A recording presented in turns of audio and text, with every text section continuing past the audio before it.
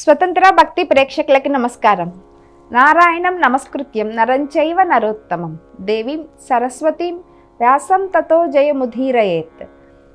కానీ దుష్యంతుడు ఎంత మోహంలో ఉన్నాడో చూడండి. అమ్మాయి శకుంతల ఎలా వివాహం అమ్మాయి ఎలా చేసుకోకూడదో చెప్పింది. ఇంకా నా తండ్రికి ఈ విషయం తెలిస్తే కోపం వస్తే మీరు మీ వంశం ఏమైపోతుందో అని హెచ్చరించింది. అయినా కూడా అవి ఏవి ఆయన చెవికి ఎక్కట్లేదు.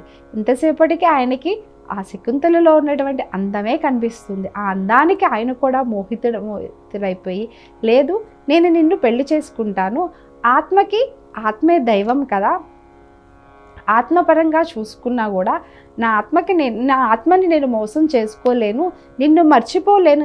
నువ్వు చెప్పినటువంటి మాటలన్నిటి విని నేను భయపడిపోయో లేకపోతే ఇంకో కారణంతో నిన్ను వదిలేసి నేను వెళ్ళిపోయినా నా మనసులో నువ్వు ఎప్పటికీ అలానే ఉంటావు. నా మనసుకి నేను మోసం చేసుకుని నా మనసుకి నేను సమాధానం చెప్పుకోవాలి కదా, నా ఆత్మకి కూడా నేను సమాధానం చెప్పుకోవాలి కదా. మనకి ఆత్మే దైవం కదా, ఆత్మ చెప్పినట్టు నడుచుకోవాలి కదా. ఒక్కసారి నీవు కూడా నీ మనసుతో ఆలోచించు అని చెప్తాడు. ఎన్ని రకాలుగా చెప్పినా ఈ రాజు వినట్లేదు. ఒక రకంగా ఈయన చెప్తుంది కూడా బాగానే ఉంది.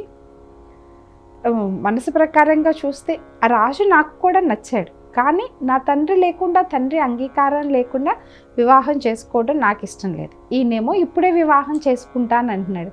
ఇది సాధ్యం కాదు కదా, ఇది ఎలా అని మళ్ళీ ఆమె సందేహంలో పడుతుంది, ఆలోచనలో పడుతుంది. ఈమె ఆలోచనలో పడటం గమనించి దుష్యంతుడు చెప్తాడు, క్షత్రియులకి 8 రకాలుగా వివాహ విధానాలు ఉన్నాయి, దానిలో గాంధర్వ వివాహం ఒకటి, నేను నిన్ను గాంధర్వ పద్ధతిలో వివాహం చేసుకుంటాను అని చెప్తాడు. అంటే గాంధర్వ పద్ధతిలో వివాహం అంటే నచ్చిన స్త్రీ పురుషులు ఇద్దరు పెద్దవాళ్ళ అంగీకారం లేకుండా వివాహం చేసుకోవటాన్ని గాంధర్వ వివాహం అంట. ఆ పద్ధతిలో వివాహం అనగానే ఈ అమ్మాయి మరలా కొంచెం శకుంతల సందేహంలో ఆలోచిస్తూ ఉంటుంది.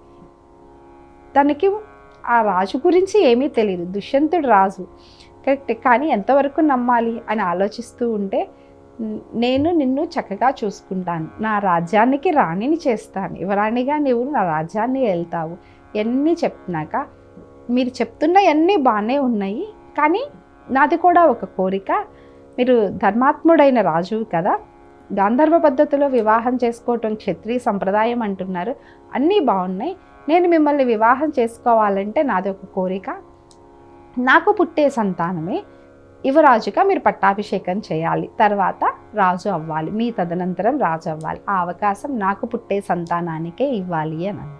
ఆ మాట అనగానే దుష్యంతుడు అంగీకరించాడు. ఎందుకు ఆయన అసలే మోహంలో ఉన్నాడు, ఎప్పుడెప్పుడు ఈమెను వివాహం చేసుకుందామా అని ఆయన మనసు అంత తొందరపడుతూ ఉంది. ఆయన అంగీకరించాడు. ఆయన అంగీకరించగానే సరే నాకు పుట్టే సంతానానికి యువరాజుగా చేస్తానంటున్నప్పుడు ఈ రాజుని నమ్మచ్చు కదా, మాట ఇచ్చాడు అని శకుంతల కూడా ఆయనతో వివాహానికి అంగీకరించింది.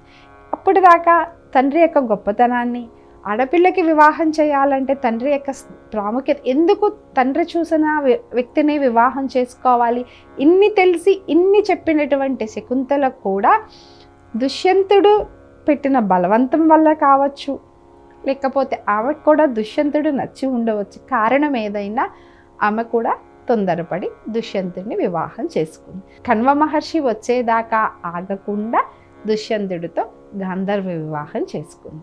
గాంధర్వ వివాహం అయిపోయింది. వివాహం అయిన తర్వాత వారిద్దరూ ఒకరితో ఒకరు సుఖంగా గడిపారు, రమించి అన్నీ అయిపోయింది. ఇక దుష్యంతుడు ఆయన వివాహం అయిపోయింది, ఆమెతో గడపటం అయిపోయింది, అన్నీ అయిపోయినాక ఆమెను పిలిచి శకుంతలతో దగ్గరికి తీసుకుని,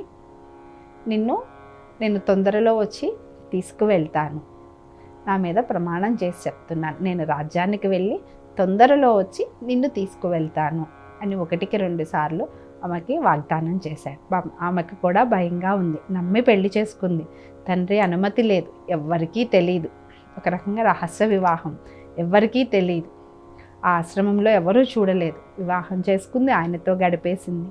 తర్వాత ఏంటి అని అంతా అయిపోయిన తర్వాత ఆలోచించింది. ముందు కదా ఆలోచించాలి. ఆడపిల్లలు చేసేటువంటి పొరపాటు, ముందు ఆలోచించకుండా ముందున్నటువంటి అందానికి లేకపోతే బలవంతానికి, వాళ్ళు చేసేటువంటి ఒత్తిడికి దేనికైనా కానీ తల ఒగ్గి తన జీవితాన్ని అర్పించేసిన తర్వాత ఆలోచించింది. ఆ పని ముందు కదా చేయాలి. అక్కడ శకుంతల చేసిన తప్పు. ఆ తప్పుని ఏ ఆడపిల్ల తొందరపడి చేయవద్దు. వాళ్ళు చూపించేటువంటి ఆకర్షణలకు కానీ, వాళ్ళు ఇచ్చేటువంటి విలువైన వస్తువులకు కానీ, మరి ఆమె కూడా నా కొడుకుని రాజుని చేయాలి అని అనగానే ఆయన అంగీకరించాడు. సో నాకు పుట్టే వ్యక్తి రాజు అవుతాడు కదా, నమ్మింది. రకరకాలుగా నమ్మిస్తూనే ఉంటారు. ఆ సమయంలో వాళ్ళ కోరిక తీర్చుకోవడానికి దుష్యంతుడు ధర్మాత్ముడే, కానీ ఇక్కడ మోహానికి లోనై ఎలా అయినా ఆ స్త్రీని పెళ్లి చేసుకోవాలి, సాంగత్యం చేయాలి అన్నీ ఆయన కోరిక తీర్చుకున్నాడు. కానీ ఇక్కడ అంతిమంగా జరిగింది ఏంటి? పెద్దల అంగీకారం లేదు. అంతగా ఆయనకి వివాహం చేసుకోవాలని ఉంటే కణ్వ మహర్షి వచ్చేదాకా ఆగి ఉండవచ్చు కదా. అంటే ఆ మహర్షి వచ్చేదాకా కూడా ఆగనంత మోహంలో ఉండిపోయాడా? ఇంతటి రాజు కదా. మరి మోహాన్ని ఆధీనంలో పెట్టుకోకపోతే జరిగేటువంటి నష్టం ఇద్దరికీ జరుగుతుంది. కానీ మగవాళ్ళ కన్నా ఎక్కువ నష్టం జరిగేది స్త్రీలకే. అంతా అర్పించేసుకున్నాక అప్పుడు శకుంతలకి భయం వేసి ఆమె భయపడుతూ ఉంటే ధైర్యం చెప్పడానికి లేదు, నేను తొందరలో వచ్చి తీసుకెళ్తాను అన్నాడు. ఎప్పుడు అనేది చెప్పలేదు. తొందరలో వచ్చి తీసుకెళ్తానని చెప్పేసి వెళ్ళిపోయాడు. మరి తొందరలో వచ్చి తీసుకెళ్తాను అని చెప్పే బదులు ఇంత జరిగిన తర్వాత అయినా కణ్వ మహర్షి వచ్చేదాకా ఆగి, మహర్షి నేను ఇలా వివాహం చేసుకున్నాను, ఇలా ఆమెతో గడిపేశాను, ఇవన్నీ చెప్పి వెళ్ళవచ్చు కదా. కానీ అవేం చేయలేదు.